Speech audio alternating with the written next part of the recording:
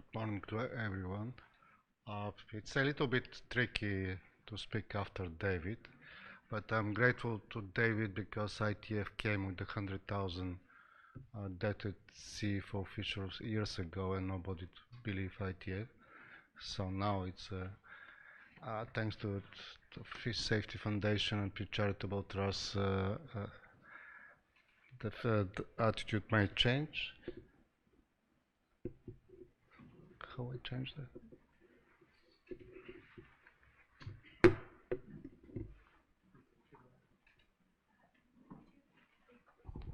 Okay, how I change that? Yes, that's fine. Okay.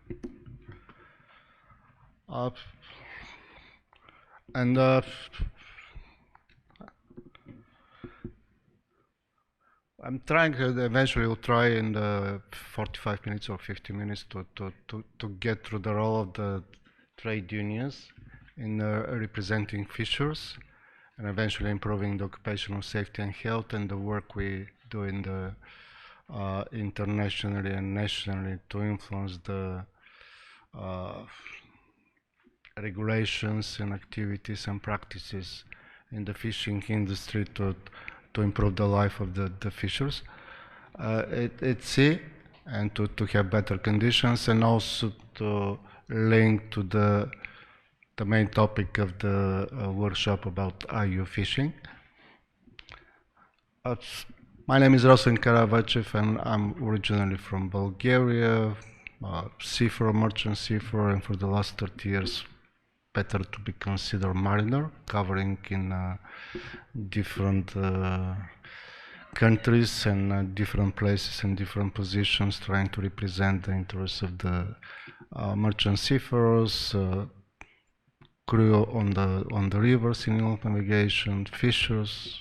Actually started with representing fishers in May 1990 by accident, and now 33 years down the road, still doing the same work.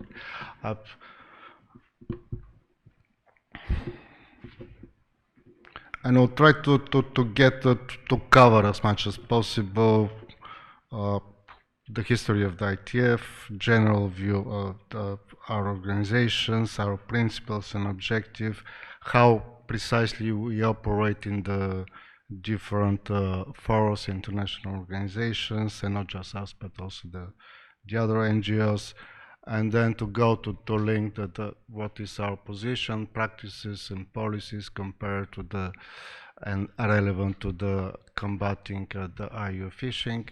In general, when we speak about the illegal, unreported, and unregulated, and then there was a question about the definition whether it's right or wrong. Unregulated or unreported is not precisely crime, it's the illegal which is the crime.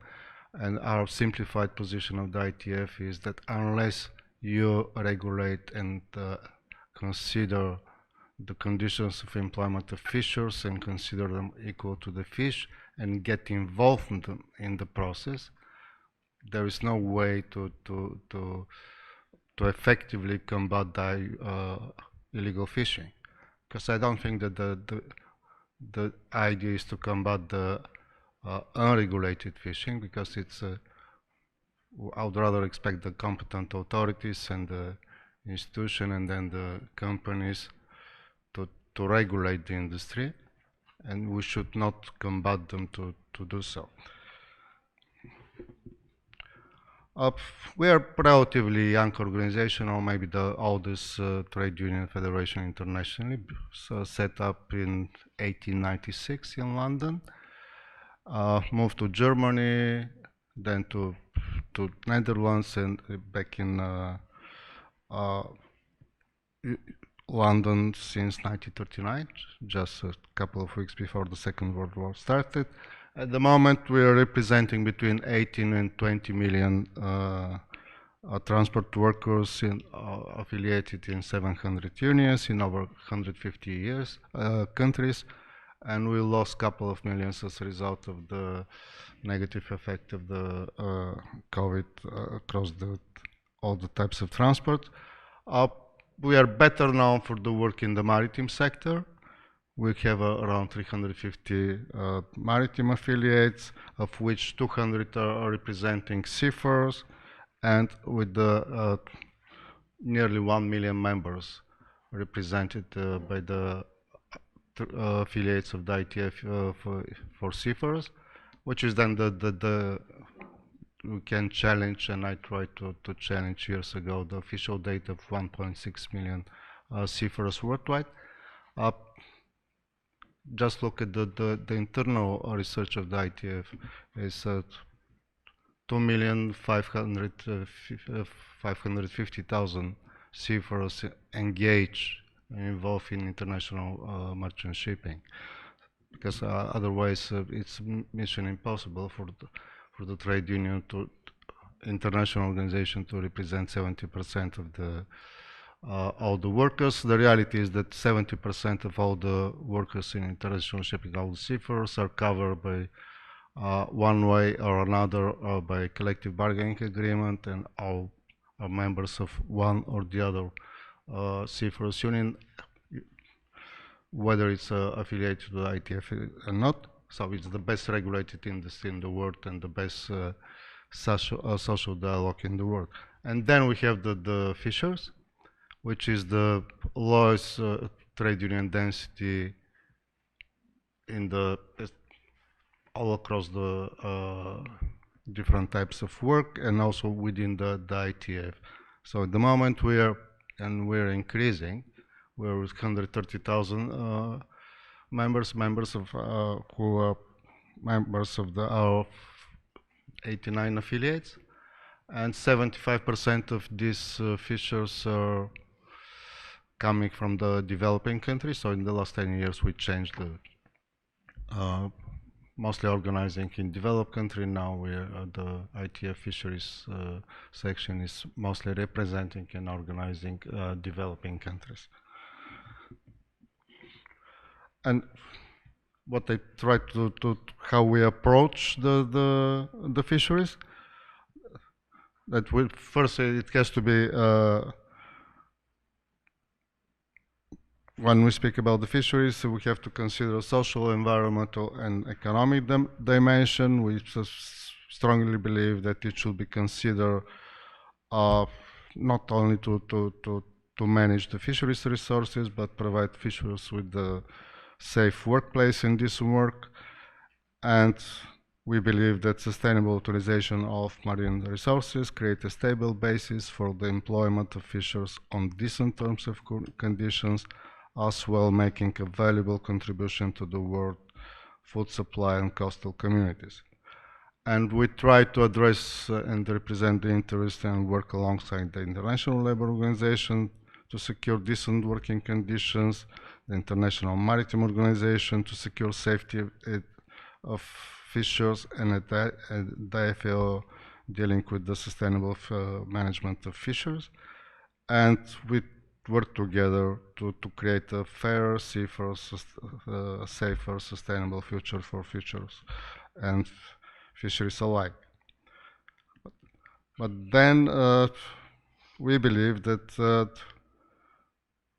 the industry should be run and must be run on a sustainable basis in a socially and environmentally responsible manner, and then the industry, in addition to comply with the FAO Code of Conduct for Responsible Fisheries and quite a few other international instruments, be run in a manner consistent with the three pillars of the sustainable development: environmental, social, and economic, along the associated UN Sustainable Development Goals, which were already mentioned by previous speakers.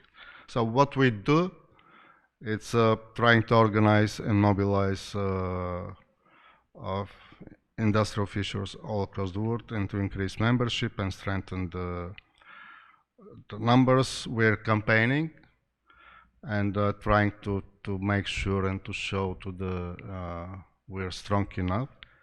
And we're trying to address and the policies, whether they're international or national, and change the rule for the better and better life and work of fishers.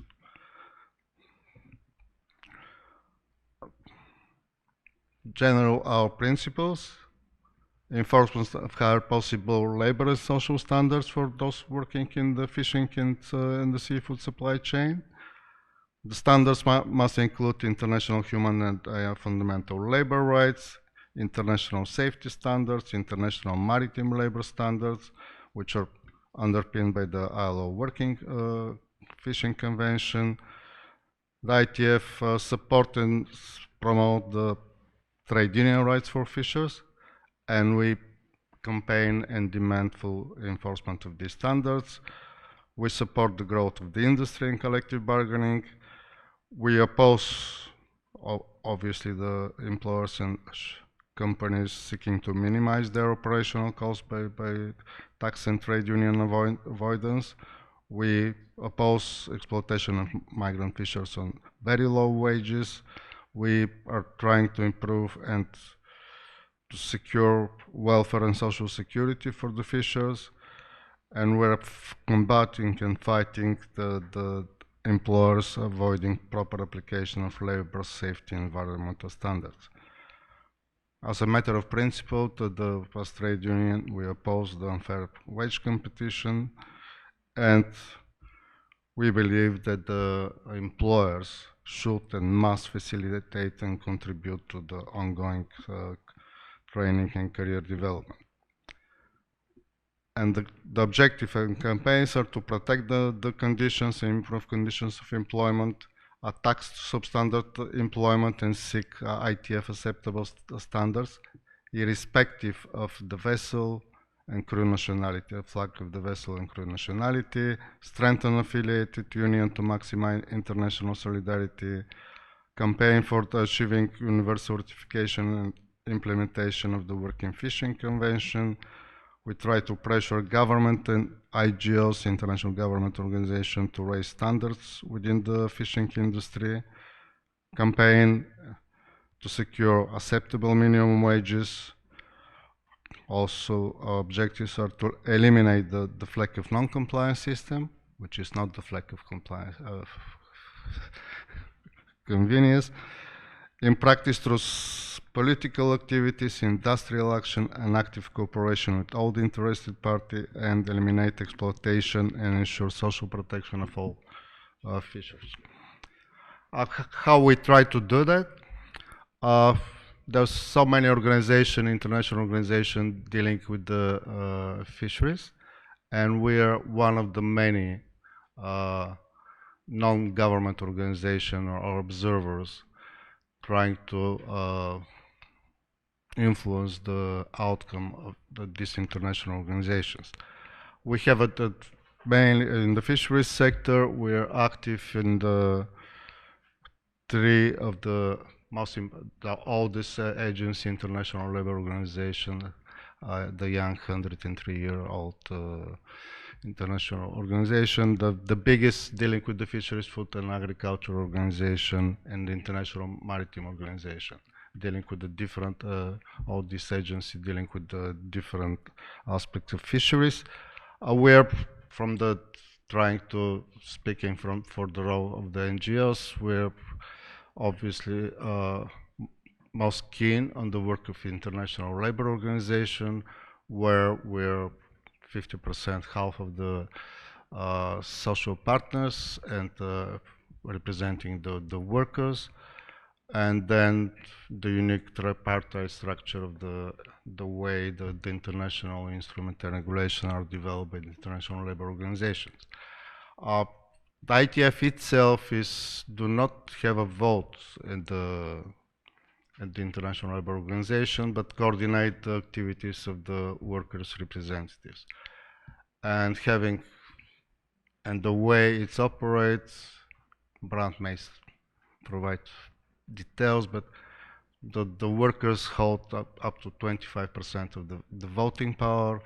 The employers hold the other 25%, and the 50% goes to the member states and the governments which are members, or getting involved in the specific meetings, which is the International Labour Conference adopting the convention recommendation, and then going all the way to find the proper development guidelines and codes.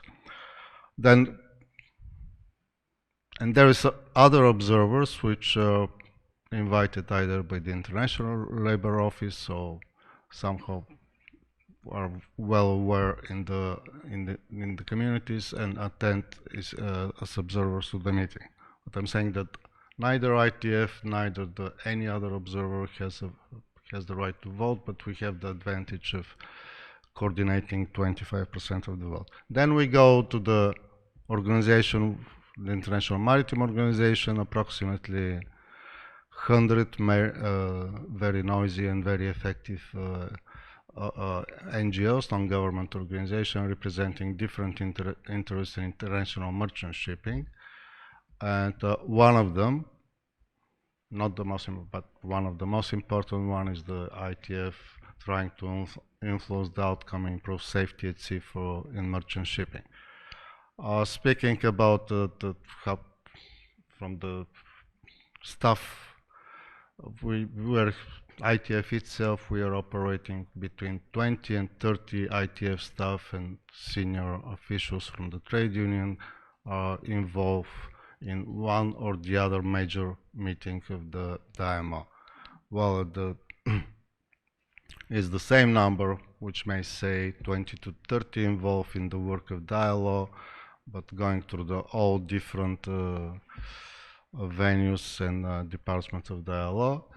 And speaking about fisheries and seafarers, in the fisheries sector, there are a couple of us trying to influence Brand Wagner and his small team to improve situation of fisheries at sea, while at the IMO there are 30 of the ITF trying to influence what Brice and the others are doing in the International Maritime Organization.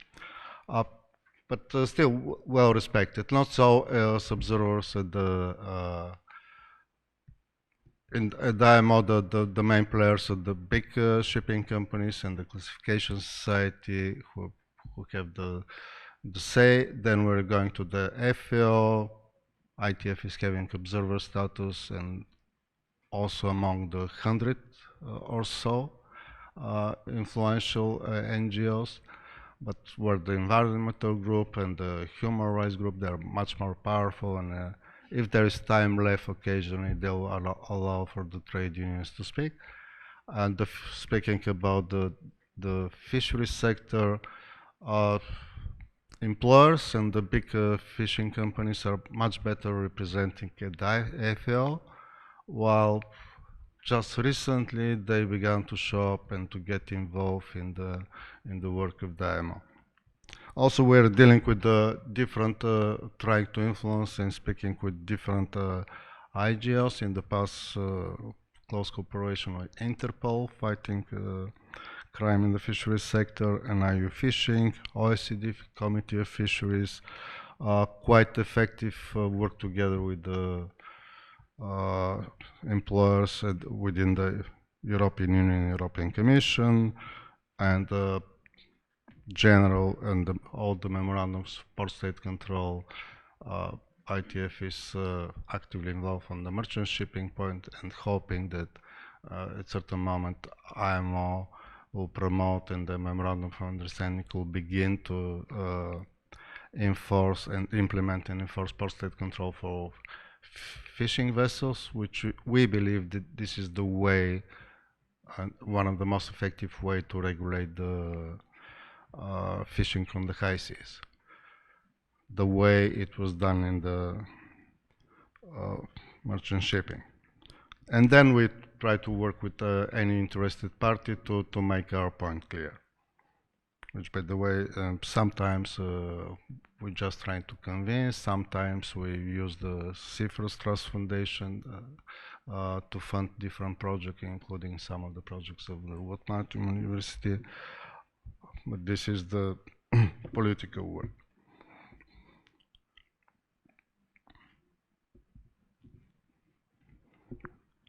And then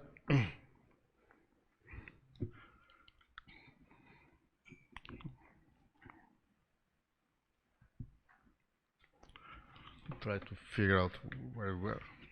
Can I get it back somehow?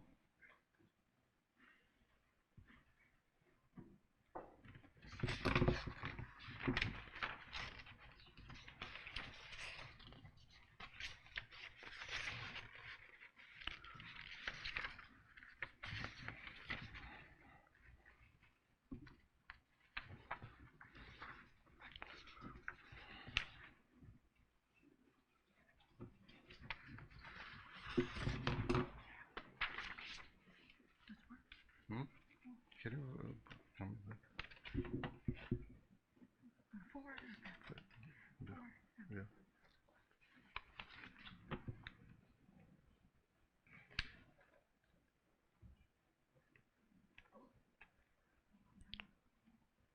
Not the other way around.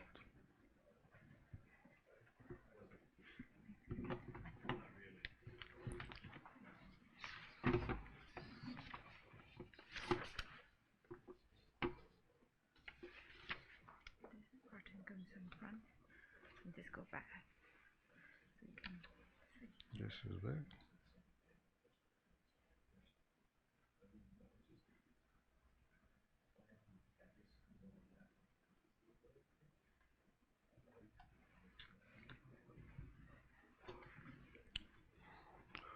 And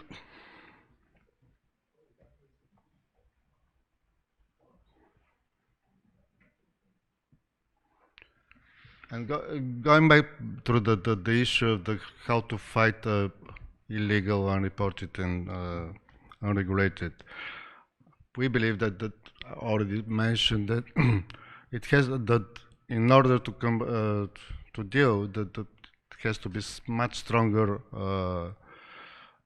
enforcement and regulation of the labor conditions. Just in case. And then that there's supposed to be a proper occupational safety and health provisions.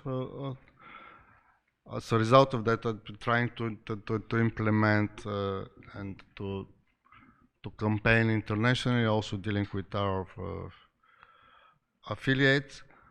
We're developing years ago health and safety policy, which is pushing and campaigning to create a safety culture, to try to prevent accident diseases and other harmful health effects on health of the fishers, ensure that responsibility for safety and health is understood and remains priority of all concern. We do not believe that the safety and health should be implemented and enforced by orders. And we believe that all the parties and all the fishers should be involved and actively in the process. We promote consultation and cooperation with the governments and fisheries employment organization at national, local, and company level to improve safety and health on board the fishing vessels. And we promote the proper to secure proper representation of fishers to improve safety and health. We believe that all from top to bottom there should be safety committees and groups getting involved in the process of improving safety on fishing vessels. And these safety groups and safety and health committees should be wherever possible made highly recommended, and to deal with to improve the conditions on board, and also to deal with the process of how to deal with sustainable fisheries. On the way of trying to influence the process and through the years to improve the conditions of employment and improve safety and health, we have worked with our counterpart, the employers, for many years.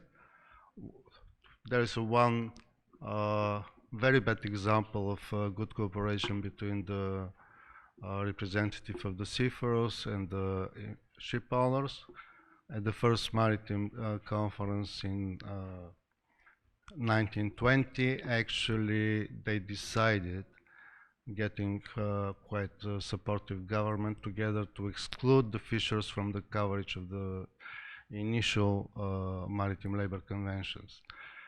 Only the result was that they decided to postpone for further consultation when appropriate and when possible to eventually to include the fishers, industrial fishers and the fishers working in the maritime at sea in the scope of the convention covering the conditions of employment for seafarers.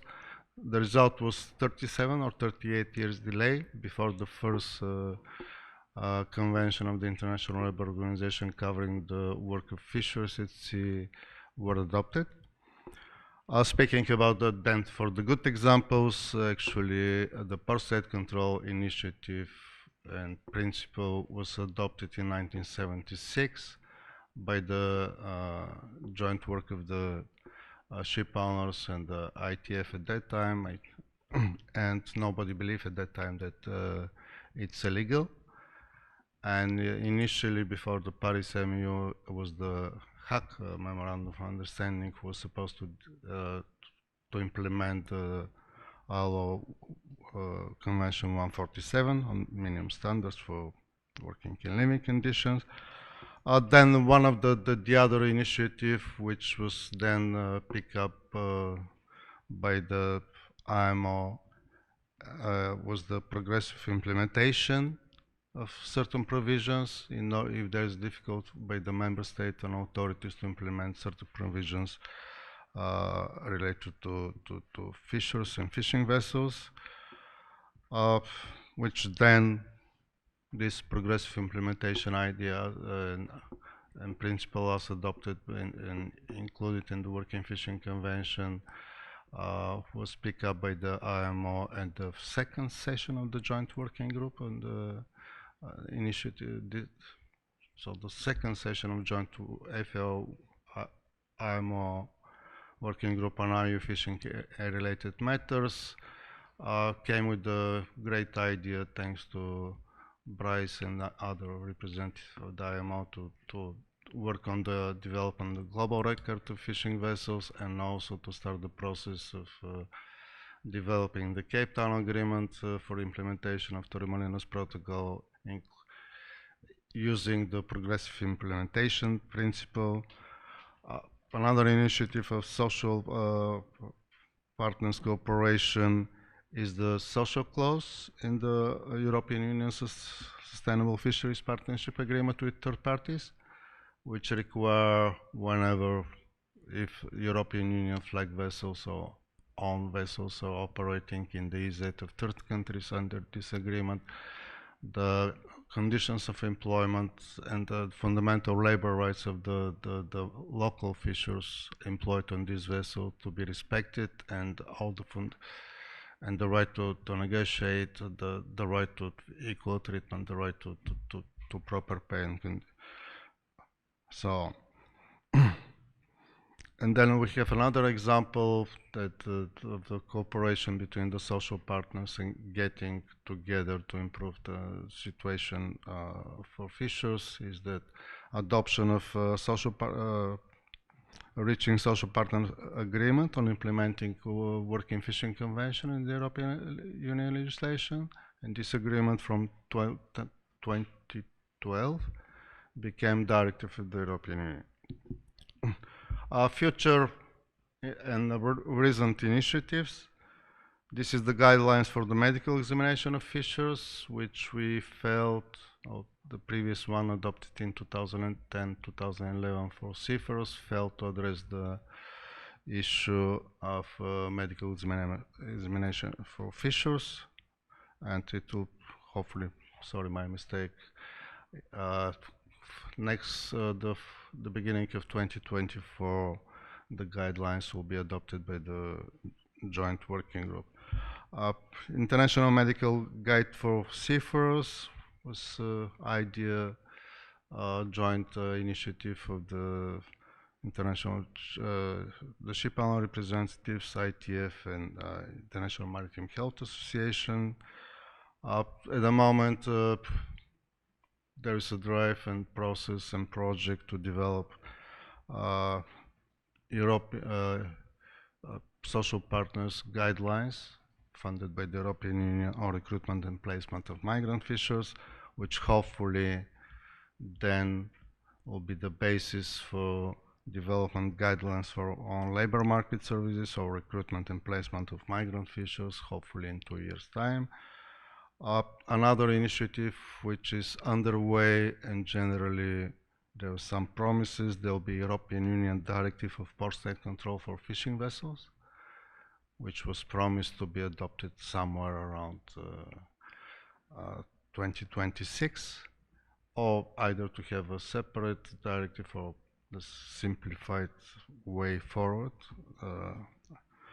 which was mentioned by the European Commission, is to amend the existing European Union Directive on Port State Control, which is then should go to the process with the relevant Memorandum of Understanding Paris MEU and to be promoted to become international practice. And the last one, speaking about the initiative of NGOs trying to address and combat effectively the IU fishing and abuse of human and labor rights and improving situation, is discussion underway of developing a worldwide fish support network for providing effective support to migrant fishers in distress, which hopefully within 2 or 3 years that will be a matter of fact. And I think I'm a little bit rusty after spending 3 years in the working virtually, and this is my second presentation in 3 years in person, so apologies, but maybe we can go through the questions if you have any questions, because otherwise I have a material for another 2 hours and Any question? Okay, Mr. Brent. Mr. Brent.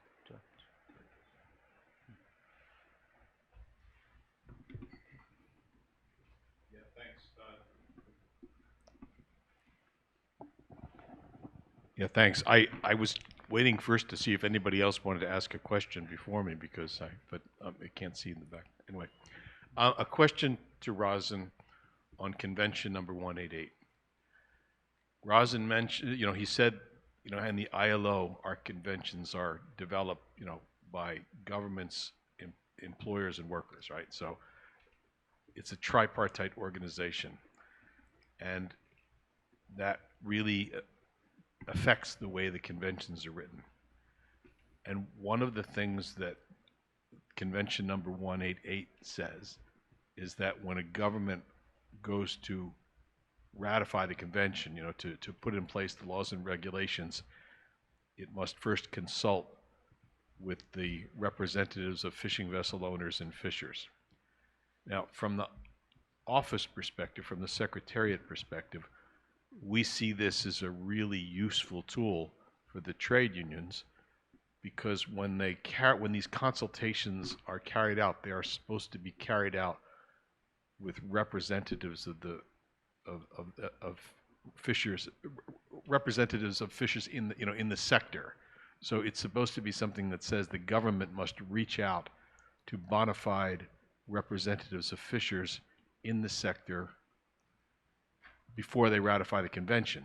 And then when they ratify the convention and they report to the ILO, we ask the question, have you consulted with fishing vessel owners? Have you consulted with the trade unions and representative organizations of fishers in the country? So we think that this opens a door for the representatives of fishers in a country to get much more involved in drafting the legislation and implementing it. How is it working for the ITF? How is it working when you're in different countries and you're trying to get the convention, you're working with us to get the convention ratified?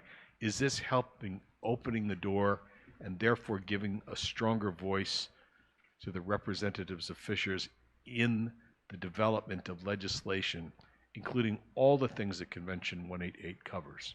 The conditions on board, occupational safety and health, all these issues. Thank you. actually, nice one, Brant.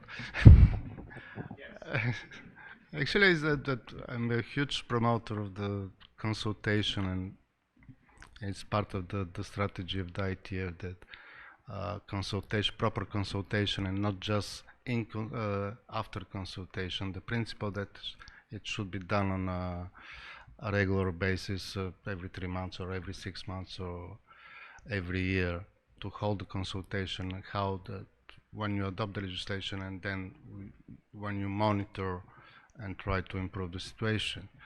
It depends of the practices and the culture in different countries. In some countries, the unions are heavily involved in the process and regularly consulted on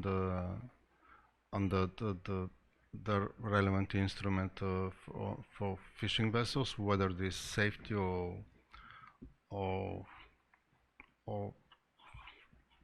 also labor, which is, for example, Norway, Argentina are two examples where the unions and Brazil are very well represented in the process.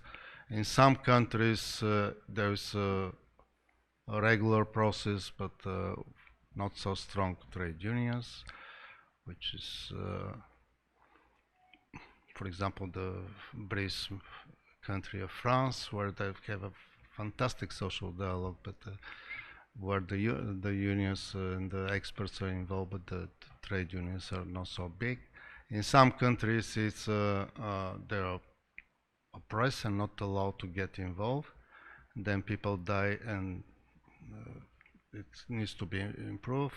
Example which is not precisely on national level, I mentioned the social clause, which is included in all the partnership agreement of the European Union, which it was mentioned yesterday, the case of two countries in West Africa, or more, but two countries which we cover at the moment in project, Senegal and Cote d'Ivoire, are covered by the Sustainable Fisheries Partnership Agreement. It's written that the local unions have to be involved and consult on everything. And for the last several years, or since I'm in the ITF, there is no information of any proper discussion. Occasionally, once per year, what I hear about Cote d'Ivoire, something is happening, that they are told what consultation are held, but not on the details. The unions in these countries are, in most cases, absolutely denied the right to be consulted and to see what are how to improve the situation of employment of on board European Union owned or European interest fishing vessels. And the same happen, we have the same problem with within the European Union, that we are denied the information of the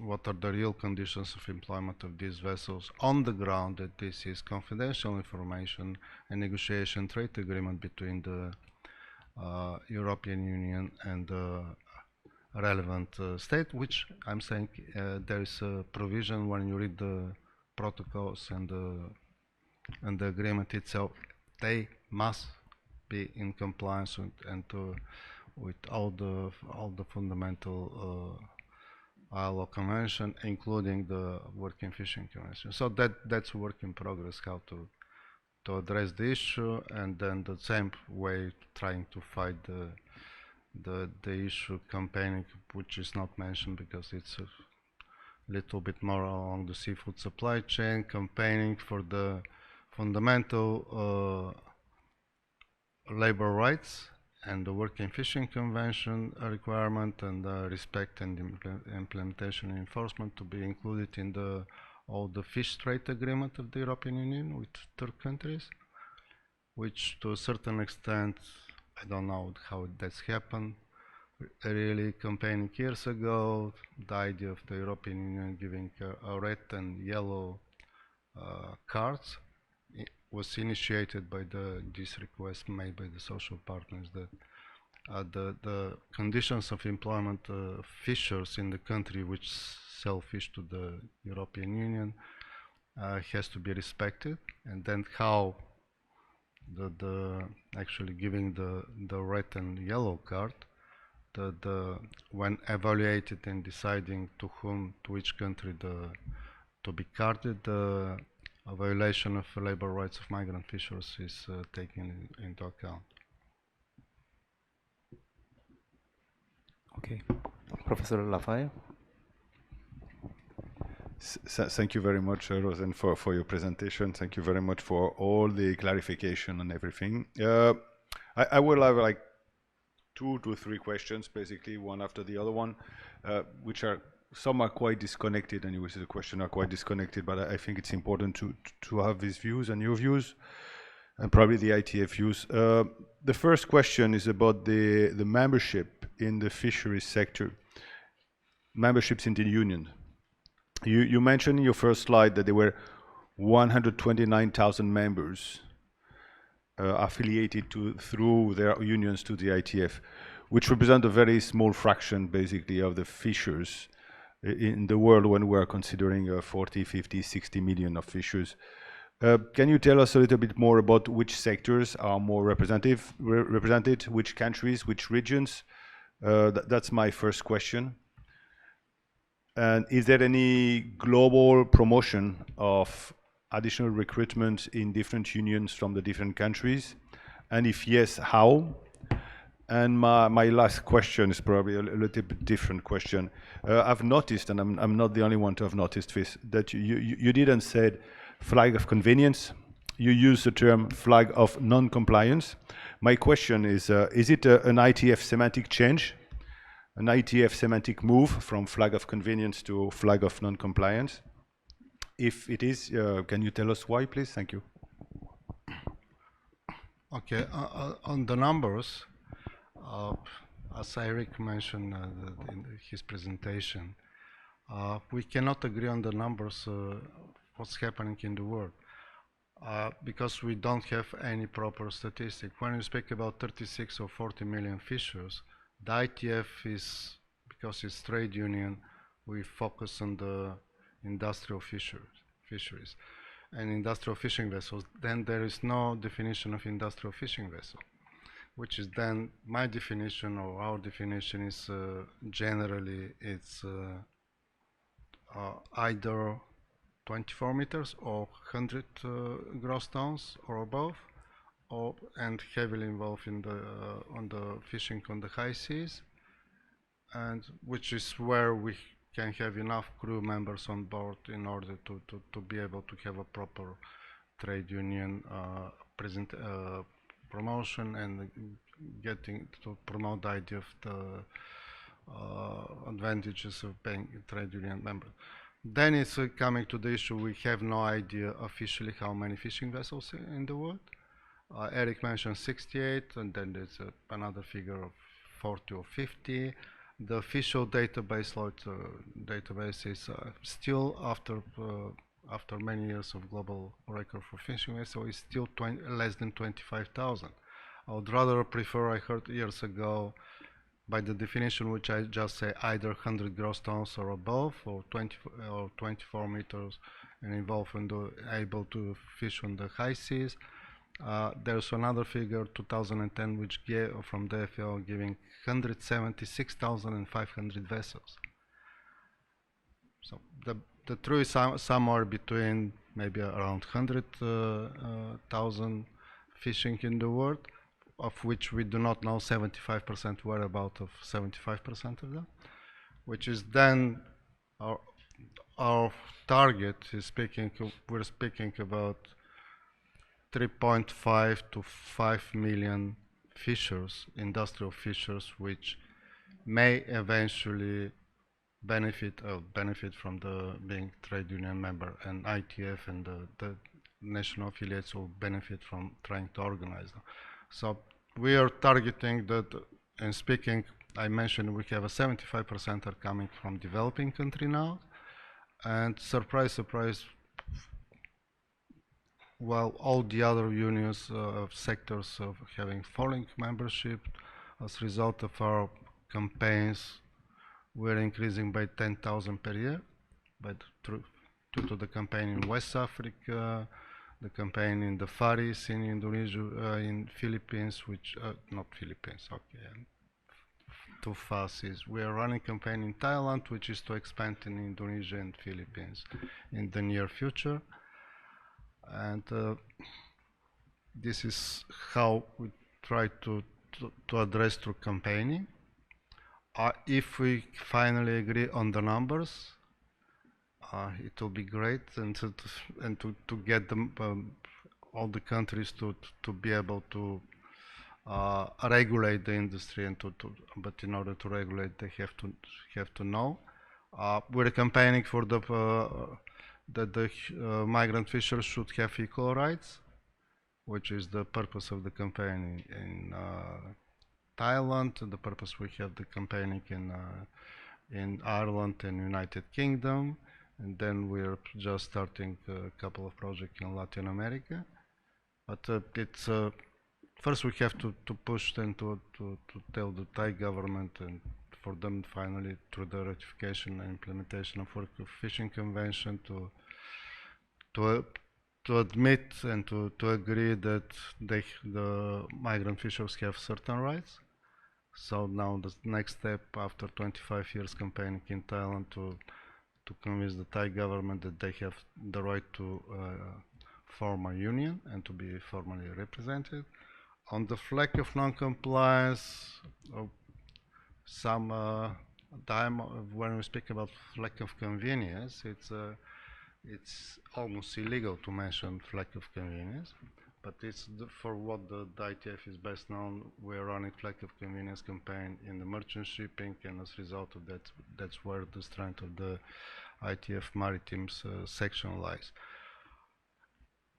Being able to effectively organize and represent merchant seafarers. Trying directly to transpose the flag of convenience to fishing create the problem that it's different sector, and the flag of convenience campaign of the ITF is run and governed by the seafarer section. Then you have the issue that, and they decide and taking into account different information which flag to be declared and to start campaign, which is not the case in fishing. The flag state in fishing and the interest in fishing are different from the merchant shipping. Then as a result of negative effect of the flag of convenience campaigns, certain flag state became a little bit too easy and too self-regulation. And the last one is that, okay, we're speaking about the flag of convenience campaign does not deal with the IU fishing. So the difference between the two is trying to adapt the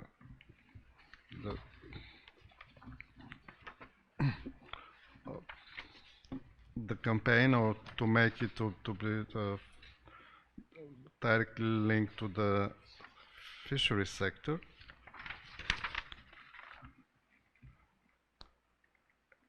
It is ITF defined, and generally we agreed on the definition, but this is still in the process how effective how to be implemented in practice. But the definition was agreed in December last year. ITF defines flag of non-compliance where any of these instances are met. Any vessel flying a flag where the flag state does not prevent IU fishing and labor abuses or proper measure for the proper measure for safety and welfare are not taken, then it will be considered as a flag of non-compliance regardless of where the beneficial ownership of that vessel is located. Flag states are denied or failing to protect fundamental labor and human rights to fishers, and or the flag states are failing to prevent IU fishing and thereby exposing fishers, especially migrant fishers, to forced labor, human trafficking and slavery, and or the beneficial ownership of a vessel is found in a different country to the flag state that the vessel is flying, which is the original flag of convenience principle, and flag states are failing to implement and enforce proper measures to secure safety and welfare of fishers on board. So it's much wider and directly linked to the the IU and combating IU, and then contrary to what is some other speakers said, in our experience, whenever there is abuse of human and labor rights on board, it's always linked to the IU fishing. And whenever there is a case, serious case of IU fishing exposed, I haven't found so far, in most of the 90% of the cases, not to have a proper. It's always happening that it's already abuse on board, and the rights and human labor rights are denied for the crew on board. Not the 25 or certain overlap. It's and it does not link to the. I'm saying to the flag state, to the traditional flag state. One of the recent cases is a German flag vessel with Spanish owned, with 17 guys on board, which are 2 Spaniards or 3 Spaniards, 1 Portuguese and 13 Indonesian, was detained in Ireland for illegal fishing practices. And then it was found that actually the guys were on double contracts. They were not paid for months, and all the others. But I'm saying that it doesn't sound German flag, that is traditional flag of convenience, but that's the reality. And then I'm saying it was stopped for violation of for illegal fishing, and then only after that, speaking with the crew, it was found that the long history of the double contracts of Indonesian fishers on Spanish fishing vessels is still ongoing. Okay. Okay, thank you. Because of the time allotment, we need to conclude at this moment. If you have any more question, you can discuss him with the coffee break or lunch time. And also we have a panel discussion in the afternoon, so you can ask a question at the time. So, okay, thank you so much for the informative presentation. Please give him another round of applause, please.